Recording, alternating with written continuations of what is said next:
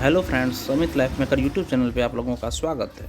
देखिए दोस्तों, आज के सेशन में हम लोग करने वाले हैं साइमन कमीशन 1927। दोस्तों ये है घटना चक्र का पूर्वावलोकन क्वेश्चन। दोस्तों प्रीवियस ईयर का क्वेश्चन। दोस्तों इसमें ये मॉडर्न हिस्ट्री है। दोस्तों हिस्ट्री में मॉडर्न हिस्ट्री सेक्शन हम लोग स्टार्ट किए हुए हैं दोस्तों, जो कि अभी तक में हम 18 से 19 चैप्टर दोस्तों कंप्लीट कर चुके हैं।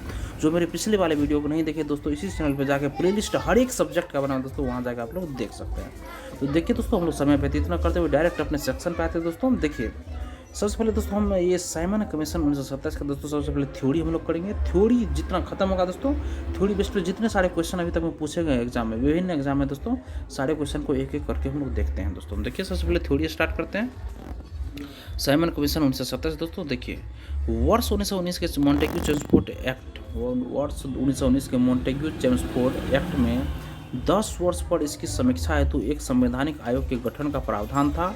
आयोग को यह देखना था कि यह अधिनियम व्यवहार में कहाँ तक सफल रहा तथा उत्तरदायी शासन की दिशा में कहाँ तक प्रगति करने की स्थिति में है। नवंबर 1927 में साइमन कमीशन अथवा भारतीय सांविधिक आयोग की नियुक्ति तत्कालीन कंजर्वेटिव ब्रिटिश प्रधानमंत्री स्टैनली बाल्डविन द्वारा की गई दोस्तों। देखिए नवंबर 1927 में साइमन कमीशन अथवा भारतीय सांविधिक आयोग की नियुक्ति तत्कालीन कंजर्वेटिव ब्रिटिश प्रधानमंत्री स्टैनली बाल्डविन द्वारा की गई। जॉन साइमन की अध्यक्षता में गठित इस आयोग में कुल 7 सदस्य थे दोस्तों। इस आयोग में दोस्तों कितने सदस्य थे? 7 सदस्य थे।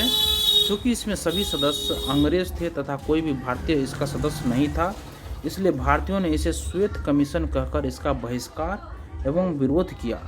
साइमन कमीशन 3 फरवरी 1928 को बम्बई पहुंचा दोस्तों, और साइमन कमीशन के अध्यक्ष सर जॉन साइमन उदारवादी दल लिबरल पार्टी के सदस्य थे दोस्तों। देखिए साइमन कमीशन के अध्यक्ष जो थे दोस्तों सर जॉन साइमन, ये उदारवादी दल लिबरल पार्टी के सदस्य थे। जबकि भारत की स्वतंत्रता 1947 के समय ब्रिटिश प्रधानमंत्री क्लीमेंट एटली इस कमीशन में श्रमिक दल लेबर पार्टी के सदस्य के रूप में शामिल थे दोस्तों। देखिए भारत की स्वतंत्रता 1947 के समय ब्रिटिश प्रधानमंत्री क्लीमेंट एटली इस कमीशन में श्रमिक दल लेबर पार्टी के सदस्य के रूप में शामिल थे। भारतीय राष्ट्रीय कांग्रेस ने दिसंबर 1927 में मद्रास में हुए अपने अधिवेशन में साइमन कमीशन का विरोध मतलब दिसंबर 1927 में दोस्तों विरोध करने का निर्णय किया। और 3 फरवरी 1928 को साइमन कमीशन बम्बई पहुंचा और उस दिन देशव्यापी हड़ताल का आयोजन हुआ, और कमीशन जहां गया वहां पूर्ण हड़ताल रखी गई तथा साइमन कमीशन वापस जाओ के नारे के साथ जुलूस निकाले गए। लाहौर में साइमन कमीशन विरोधी जुलूस का नेतृत्व करते समय पुलिस के लाठी चार्ज में लाला लाजपत राय गंभीर रूप से घायल हो गए। पुलिस द्वारा की गई इस बर्बरतापूर्वक पिटाई के कारण ही लाला लाजपत राय की मृत्यु हो गई दोस्तों। और लाला लाजपत राय 1865 से 1928 पंजाब के प्रमुख राजनीतिक नेता थे, जिन्होंने ब्रिटिश राज के विरुद्ध स्वतंत्रता आंदोलन का नेतृत्व किया था। उन्हें पंजाब केसरी की उपाधि दी गई थी। साइमन कमीशन 1927 के प्रत्युत्तर में नेहरू रिपोर्ट 1928 तैयार की गई थी, जिसमें भारत के नए डोमिनियन संविधान का खाका था। इसे तैयार करने वाली सर्वदलीय समिति के अध्यक्ष मोतीलाल नेहरू थे। जवाहरलाल नेहरू इसके सचिव थे। 2 मुस्लिमों सहित कुल 9 लोग इस समिति के सदस्य थे। नेहरू रिपोर्ट देखिए फ्रेंड्स, यहाँ से पढ़िए एक बार फिर से। उन्हें पंजाब केसरी की उपाधि थी दोस्तों, किसे? लाला लाजपत राय को। साइमन कमीशन 1927 के प्रत्युत्तर में नेहरू रिपोर्ट 1928 तैयार की गई थी दोस्तों, उसके विरोध प्रत्युत्तर में, जिसमें भारत के नए डोमिनियन संविधान का खाका था। इसे तैयार करने वाली सर्वदलीय समिति के अध्यक्ष मोतीलाल नेहरू थे और जवाहरलाल नेहरू इसके सचिव थे दोस्तों। 2 मुस्लिम सहित कुल 9 लोग इस समिति के सदस्य थे। नेहरू रिपोर्ट 1928 में भारत के लिए पूर्ण स्वतंत्रता के स्थान पर डोमिनियन स्टेट्स अधिराज का दर्जा की बात की कही गई दोस्तों। इसमें सांप्रदायिक आधार पर पृथक निर्वाचक मंडलों के स्थान पर अल्पसंख्यकों हेतु आरक्षित स्थानों के लिए संयुक्त निर्वाचन क्षेत्रों का प्रस्ताव था। साथ ही इसके तहत प्रस्तावित संविधान में भारतीयों के लिए भाषण देने, समाचार पत्र निकालने, सभाएं करने, संगठन बनाने आदि की स्वतंत्रता के अधिकार सहित मौलिक अधिकारों का भी प्रावधान किया गया था। वर्ष 1928 में इंडिपेंडेंट फॉर इंडिया लीग का गठन जवाहरलाल नेहरू तथा सुभाष चंद्र बोस ने मिलकर किया था दोस्तों। वर्ष 1928 में इंडिपेंडेंट फॉर इंडिया लीग का गठन जवाहरलाल नेहरू तथा सुभाष चंद्र बोस ने मिलकर किया था दोस्तों। इस लीग का उद्देश्य डोमिनियन स्टेट्स से आगे पूर्ण स्वतंत्रता की मांग को मुखर करना था दोस्तों। इस लीग का उद्देश्य दोस्तों डोमिनियन स्टेट्स से आगे पूर्ण स्वतंत्रता की मांग को मुखर करना था दोस्तों। देखिए फ्रेंड्स, हम लोग का थ्योरी खत्म हो गया। अब क्वेश्चन हम लोग करते हैं दोस्तों। पहला क्वेश्चन है दोस्तों, साइमन कमीशन भारत किस वर्ष आया था दोस्तों? 1928 ईस्वी में दोस्तों ये भारत आया था। 1927 ईस्वी में बना था दोस्तों, गठन हुआ था 1927 में। मगर भारत कब आया दोस्तों? तो ये 1928 ईस्वी में आया था। देखिए फ्रेंड्स, वर्ष 1919 के मॉन्टेग्यू ट्रांसपोर्ट एक्ट में 10 वर्ष पर इसकी समीक्षा हेतु एक संवैधानिक आयोग के गठन का प्रावधान था दोस्तों। आयोग को यह देखना था कि यह अधिनियम व्यवहार में कहाँ तक सफल रहा तथा उत्तरदायी शासन की दिशा में कहाँ तक प्रगति करने की स्थिति में है। किंतु ब्रिटेन की कंजर्वेटिव सरकार ने इसकी समीक्षा हेतु 2 वर्ष पूर्व ही नवंबर 1927 में साइमन कमीशन की नियुक्ति कर दी। जॉन साइमन की अध्यक्षता में गठित इस आयोग में कुल 7 सदस्य थे।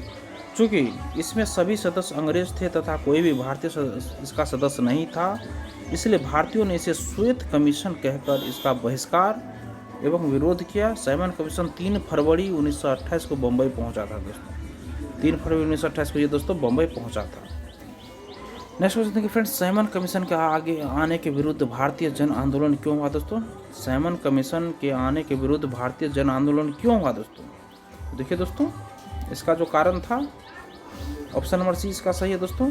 साइमन कमीशन में कोई भी भारतीय सदस्य नहीं था, इसलिए दोस्तों इसका विरोध हुआ था। नेक्स्ट क्वेश्चन देखिए फ्रेंड्स, नेक्स्ट क्वेश्चन देखिए दोस्तों, साइमन आयोग नियुक्त किया गया था दोस्तों। साइमन आयोग नियुक्त किया गया था फ्रेंड्स 1927 ईस्वी में नियुक्त किया गया था। नेक्स्ट क्वेश्चन देखिए, 1928 ईस्वी में साइमन कमीशन भारत में किस उद्देश्य से आया था दोस्तों? ये दोस्तों प्रशासनिक सुधार पर विचार करने के लिए आया था दोस्तों। नेक्स्ट देखिए, भारतीयों ने साइमन कमीशन का बहिष्कार किया था क्योंकि दोस्तों इसका कोई सदस्य भारतीय था ही नहीं दोस्तों, इसीलिए। नेक्स्ट देखिए, निम्नलिखित में से साइमन कमीशन का कौन एक सदस्य उदारवादी दल का था दोस्तों? सर जॉन साइमन दोस्तों। नेक्स्ट देखिए, साइमन कमीशन के अध्यक्ष सर जॉन साइमन उदारवादी दल लिबरल पार्टी के सदस्य थे, जबकि भारत की स्वतंत्रता 1947 के समय ब्रिटिश प्रधानमंत्री क्लीमेंट एटली इस कमीशन में श्रमिक दल लेबर पार्टी के सदस्य के रूप में शामिल थे दोस्तों।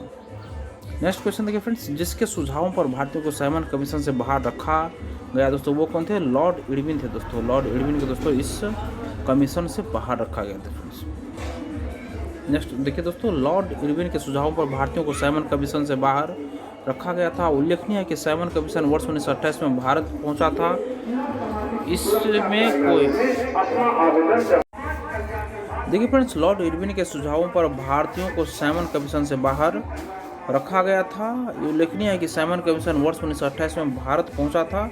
इसमें कोई सदस्य भारतीय न होने के कारण विरुद्ध भारत में व्यापक विरोध प्रदर्शन हुए थे दोस्तों। नेक्स्ट क्वेश्चन देखिए फ्रेंड्स, नीचे 2 वक्तव्य दिए गए हैं दोस्तों, कथन ए कारण आर दोस्तों। कथन कारण को पहले पढ़िए दोस्तों, तब फिर बताइए कि सही कौन सा है दोस्तों। देखिए कथन है, कांग्रेस ने साइमन आयोग का बहिष्कार किया था, बिल्कुल सही था दोस्तों। साइमन आयोग में एक भी सदस्य भारतीय नहीं था, बिल्कुल सही दोस्तों। दोनों सही और सही व्याख्या भी कर रहे थे, इसका ऑप्शन नंबर ए सही होगा दोस्तों। नेक्स्ट क्वेश्चन देखिए फ्रेंड्स, निम्नलिखित कथनों में से कौन साइमन कमीशन के संबंध में सही है? कथनों के नीचे देखिए कुछ से सही उत्तर चुनिए फ्रेंड्स। देखिए दोस्तों, उसकी नियुक्ति दोस्तों 1919 एक्ट के क्रियान्वयन की पूछताछ के लिए की गई थी दोस्तों, बिल्कुल सही है।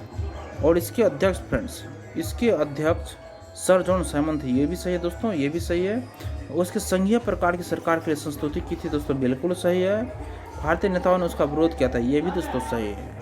टोटल दोस्तों ये उपयुक्त में से सभी दोस्तों ये सही है दोस्तों। देखिए फ्रेंड्स, भारत सरकार अधिनियम 1919 के एक प्रावधान के अनुसार अधिनियम के पारित होने के 10 वर्ष पर एक संवैधानिक कमीशन की नियुक्ति की जानी थी, जिसे वर्ष 1919 के अधिनियम के कार्य संचालन की जांच पड़ताल करनी थी और आवश्यक होने पर भावी सुधारों को प्रस्तावित करना था।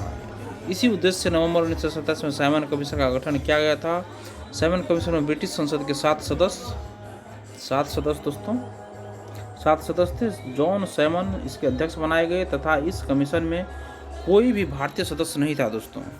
फलस्वरूप भारतीय नेताओं द्वारा इसके विरोध का निर्णय लिया गया। साइमन कमीशन का प्रस्ताव था कि केंद्रीय विधानमंडल को पुनर्गठित किया जाए, जिसमें एक इकाई की भावना को छोड़कर संघीय भावना हो और इसके सदस्य परोक्ष पद्धति से प्रांतीय विधानमंडलों द्वारा चुने जाएं। 3 फरवरी 1928 को जिस दिन साइमन कमीशन बम्बई पहुंचा, उस दिन देशव्यापी हड़ताल आयोजित की गई। कमीशन जहां कहीं भी गया वहां पूर्ण हड़ताल रखी गई तथा साइमन वापस जाओ के नारों के साथ जुलूस निकला था। दोस्तों next question friends, Simon commission की सिफारिशों के संदर्भ में निम्नलिखित में से कौन से कथन सही है? दोस्तों देखिए फ्रेंड्स, इसका ऑप्शन नंबर फर्स्ट सही है। इसने प्रांतों में द्वैत शासन को उत्तरदायी सरकार द्वारा प्रतिस्थापित करने की संस्तुति की। दोस्तों इसने प्रांतों में द्वैत शासन को उत्तरदायी सरकार द्वारा प्रतिस्थापित करने की संस्तुति की थी। दोस्तों देखिए फ्रेंड्स, इसका सॉल्यूशन है प्रश्नगत विकल्पों में साइमन कमीशन ने प्रांतीय क्षेत्र में द्वैत शासन को प्रतिस्थापित कर वहां उत्तरदायी सरकार गठित करने की संस्तुति की थी। अन्य विकल्पों के कथन साइमन कमीशन की सिफारिशों के संदर्भ में सही नहीं है। दोस्तों नेक्स्ट क्वेश्चन देखिए फ्रेंड्स, लाला लाजपत राय घायल हुए थे। दोस्तों लाला लाजपत राय घायल हुए थे। दोस्तों ऑप्शन ए सही है। साइमन कमीशन के विरोध में हुए लाठीचार्ज दोस्तों ये घायल हुआ थे।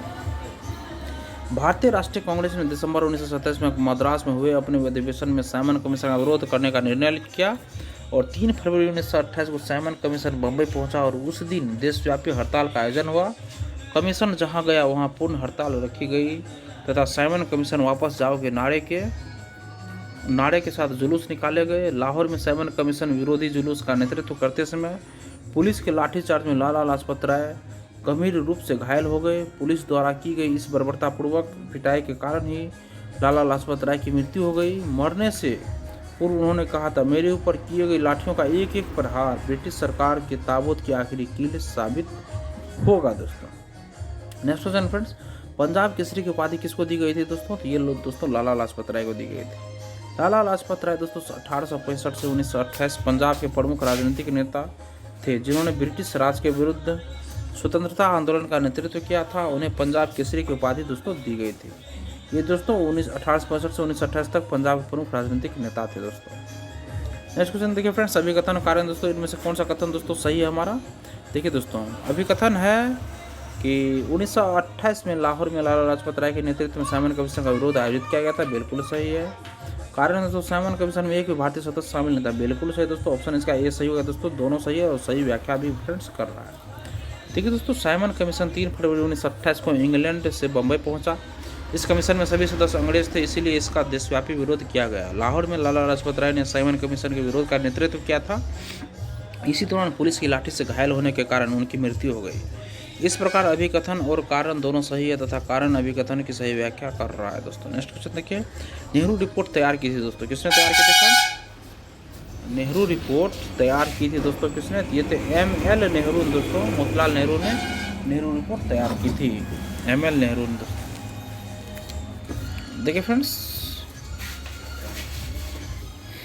इसका सॉल्यूशन है साइमन कमीशन 1927 के प्रत्युत्तर में नेहरू रिपोर्ट 1928 तैयार की गई थी, जिसमें भारत के नए डोमिनियन संविधान का खाका था।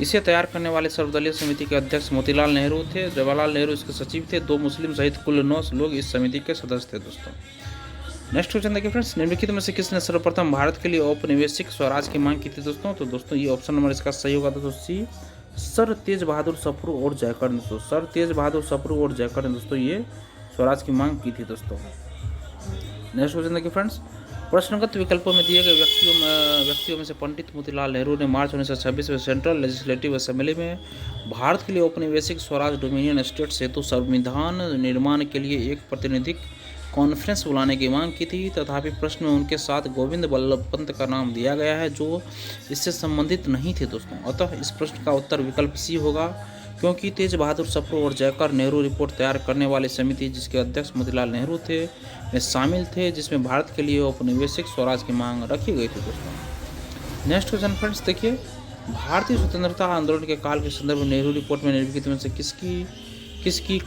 अनुशंसा की गई थी? दोस्तों तो देखिए फ्रेंड्स, इसका ऑप्शन नंबर 2 और 3 सही होगा। दोस्तों अल्पसंख्यकों हेतु आरक्षित स्थानों के लिए संयुक्त निर्वाचन क्षेत्र और संविधान में भारतीयों के लिए मौलिक अधिकारों का प्रावधान। दोस्तों ऑप्शन नंबर 2 3 दोस्तों ये सही होगा। भारतीय स्वतंत्रता आंदोलन के काल के संदर्भ में नेहरू रिपोर्ट किस अनुसार की थी? दोस्तों ये दोनों सही है। दोस्तों देखिए फ्रेंड्स, नेहरू रिपोर्ट 1928 में भारत के लिए पूर्ण स्वतंत्रता के स्थान पर डोमिनियन स्टेट्स अधिराज का दर्जा की बात ही कही गई थी। इसमें सांप्रदायिक आधार पर पृथक निर्वाचन मंडलों के स्थान पर अल्पसंख्यकों हेतु आरक्षित स्थानों के लिए संयुक्त निर्वाचन क्षेत्र का प्रस्ताव था। साथ ही इसके तहत प्रस्तावित संविधान में भारतीयों के लिए भाषण देने, समाचार पत्र निकालने, सभाएं करने, संगठन बनाने आदि की स्वतंत्रता के अधिकार सहित मौलिक अधिकारों का भी प्रावधान किया गया था। इस प्रकार कथन एक गलत है दोस्तों, जबकि 2 और 3 सही है दोस्तों। नेक्स्ट क्वेश्चन देखिए दोस्तों, निम्न में से कौन वर्ष 1928 में इंडिपेंडेंस फॉर इंडिया लीग के गठन से संबंधित है दोस्तों? निम्न में से कौन वर्ष 1928 में इंडिपेंडेंस फॉर इंडिया लीग के गठन से संबंधित है दोस्तों? कौन सा ऑप्शन इसका सही है दोस्तों? एक बार इसका ऑप्शन 1 2 सही है दोस्तों, सी ऑप्शन सही होगा। जवाहरलाल नेहरू और सुभाष चंद्र बोस दोस्तों, ये दोनों मतलब कि इसमें दोस्तों संबद्ध थे, सुभाष चंद्र बोस और जवाहरलाल नेहरू दोस्तों। वर्ष 1928 इंडिपेंडेंस फॉर इंडिया लीग के गठन से तो जवाहरलाल नेहरू सुभाष चंद्र बोस संबंध थे दोस्तों। वर्ष 1928 में इंडिपेंडेंस फॉर इंडिया लीग का गठन जवाहरलाल नेहरू तथा सुभाष चंद्र बोस ने मिलकर किया था। इस लीग का उद्देश्य डोमिनियन स्टेट से आगे पूर्ण स्वतंत्रता की मांग को प्रमुख देखिए फ्रेंड, वर्ष 1928 में इंडिपेंडेंस फॉर इंडिया लीग का गठन जवाहरलाल नेहरू तथा सुभाष चंद्र बोस ने मिलकर किया था। इस लीग का उद्देश्य फ्रेंड्स, इस लीग का उद्देश्य डोमिनियन स्टेट से आगे पूर्ण स्वतंत्रता की मांग को मुखर करना था। इंडिपेंडेंस लीग ने ब्रिटिश राज के विरुद्ध प्रगतिशील शक्तियों को संगठित करने में महत्वपूर्ण कार्य किया था दोस्तों। नेक्स्ट फ्रेंड्स देखिए क्वेश्चन है, रिक्त स्थानों की पूर्ति कीजिए। इसका कौन सा ऑप्शन दोस्तों सही होगा? देखिए फ्रेंड्स, इसका ऑप्शन नंबर सी सही हो जाएगा। नेहरू रिपोर्ट मोतीलाल नेहरू की अध्यक्षता में एक कमेटी द्वारा तैयार किया गया था और इसका विषय था दोस्तों भारत में संवैधानिक व्यवस्थाएं। ऑप्शन नंबर देखिए दोस्तों, सी इसका सही होगा। देखिए दोस्तों सॉल्यूशन है, साइमन आयोग को नियुक्त करने वाले अनुदारपंथी राज्य सचिव लॉर्ड बिरकेनहेड के अनुसार भारतीय लोग संवैधानिक सुधार के लिए ठोस प्रस्ताव बनाने में असमर्थ थे। उन्होंने कहा कि भारतीय ऐसा संविधान बनाने में असमर्थ है जिसको सभी भारतीयों का व्यापक राजनीतिक समर्थन प्राप्त हो। इस चुनौती को भारतीयों द्वारा स्वीकार किया गया और ये दोस्तों देखिए फ्रेंड्स, इस चुनौती को भारतीयों द्वारा स्वीकार किया गया और एक योजना को अंतिम रूप देने के लिए फरवरी, मई और अगस्त 1928 में सर्वदलीय अधिवेशन आयोजित किए गए। मोतीलाल नेहरू की अध्यक्षता में 8 सदस्यीय समिति कुल 9 ने अगस्त 1928 में प्रस्तावित संविधान का प्रारूप प्रस्तुत किया। इसको मोतीलाल नेहरू के नाम पर नेहरू रिपोर्ट नाम से बाद में जाना गया। मोतीलाल नेहरू ही इस रिपोर्ट के लेखक थे दोस्तों। इसमें सांप्रदायिक आधार पर अलग निर्वाचन मंडल की मांग को अस्वीकार किया गया था। इस रिपोर्ट में डोमिनियन स्टेट्स की मांग की गई थी। इसके अतिरिक्त अन्य सिफारिश की गई जैसे सब वयस्कों के लिए मताधिकार, महिलाओं के लिए समान अधिकार, यूनियन संगठन बनाने की स्वतंत्रता और धर्म का हर प्रकार से राज्य का पृथक्करण। इसके अतिरिक्त अन्य सिफारिश की गई थी जैसे सब वयस्कों के लिए मताधिकार, महिलाओं के लिए समान अधिकार, यूनियन संगठन बनाने की स्वतंत्रता और धर्म का हर प्रकार से राज्य से पृथक्करण। देखिए दोस्तों नेक्स्ट है दोस्तों क्वेश्चन, मुस्लिम लीग के निम्नलिखित में से किस अधिवेशन में एम ए जिन्ना ने अपना 14 सूत्रीय प्रस्ताव रखा था दोस्तों? तो 1929 में दोस्तों मुस्लिम लीग ने निम्नलिखित किस अधिवेशन में एम ए जिन्ना ने अपना 14 सूत्रीय प्रस्ताव रखा था दोस्तों? ये 1929 ईस्वी में दोस्तों। देखिए 28 मई 1929 को दिल्ली में मुस्लिम लीग का अधिवेशन हुआ जिसमें जिन्ना ने नेहरू रिपोर्ट 1928 ईस्वी के विरोध स्वरूप 14 सूत्रीय प्रस्ताव रखा था। नेहरू रिपोर्ट में संयुक्त रूप से चुनाव लड़ने की बात कही गई थी, जबकि इसमें चुनाव क्षेत्र की मांग की गई थी दोस्तों। नेक्स्ट क्वेश्चन देखिए, कांग्रेस दल की उग्र शाखा ने जिसके एक प्रमुख नेता जवाहरलाल नेहरू थे इंडिपेंडेंस फॉर इंडिया लीग की स्थापना की, वह लीग जिसके विरोध में स्थापित हुई थी दोस्तों कौन था दोस्तों? तो नेहरू रिपोर्ट। फ्रेंड्स कांग्रेस दल के उग्र शाखा ने जिसके एक प्रमुख नेता जवाहरलाल नेहरू थे इंडिपेंडेंस फॉर इंडिया लीग की स्थापना की, वह लीग किसके विरोध में स्थापित हुई थी दोस्तों? तो नेहरू रिपोर्ट के विरोध में स्थापित हुई थी दोस्तों। जवाहरलाल नेहरू के नेतृत्व में युवा और उग्रवादी राष्ट्रवादियों ने नेहरू रिपोर्ट पर आपत्ति रखी। ये पूर्ण स्वराज को तात्कालिक लक्ष्य के रूप में रखने की मांग कर रहे थे। फलतः जवाहरलाल नेहरू और सुभाष चंद्र बोस ने इंडिपेंडेंस फॉर इंडिया लीग के रूप में कांग्रेस के भीतर एक दबाव समूह का निर्माण किया। देखिए फ्रेंड्स, इसी के साथ हमारा ये ख़त्म होता है फ्रेंड्स ये चैप्टर साइमन कमीशन दोस्तों। अब कल के सेशन में दोस्तों जो करने वाले नेक्स्ट सेशन में कांग्रेस का लाहौर अधिवेशन में पूर्ण स्वराज प्रस्ताव दोस्तों करेंगे।